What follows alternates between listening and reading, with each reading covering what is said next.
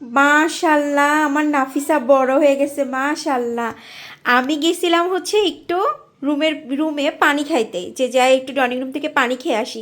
এসে দেখি সে অলরেডি আলু চুলা কমপ্লিট করে ফেলছে। এই যে বুড়ি, আপনি তো দেখি আমার সব কষ্ট কমাই দিবেন আলহামদুলিল্লাহ। আমার নাফিসা বুড়ি এখন কাজ করাও শিখে গেছে। দেখেন কিসের পরে দাঁড়াইছে, টুলের পরে দাঁড়ায়, তারপরে এখানে দাঁড়ায় দাঁড়ায় আলু চুলতেছে। মাশাল্লাহ মাশাল্লাহ। এইখানে আলু অলরেডি 3টা ওর চুলা কমপ্লিট হয়ে গেছে। ও হচ্ছে এই যে আলু চুলার ঈদের শাটার দেশ আলু চুলতেছে।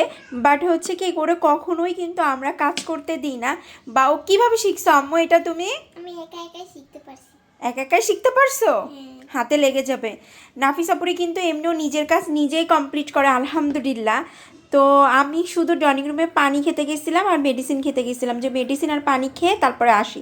মেডিসিন পানি খেয়ে আবার একটু রুমে ঢুকলাম, ঢুকে দেখতেছি বৃষ্টি হচ্ছে, ঠাইগুলো লাগাই দিয়ে আসছি।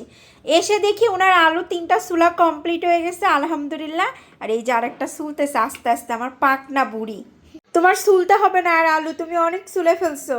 শুকুর আলহামদুলিল্লাহ, তুমি কাজ করা শিখে গেছো।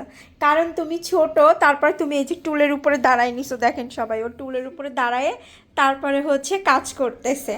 কার কার বাসায় এরকম পাকনা বুড়ি আছে এবং আম্মুর কাজে সাহায্য করে কমেন্ট করে জানাবেন। Thank you.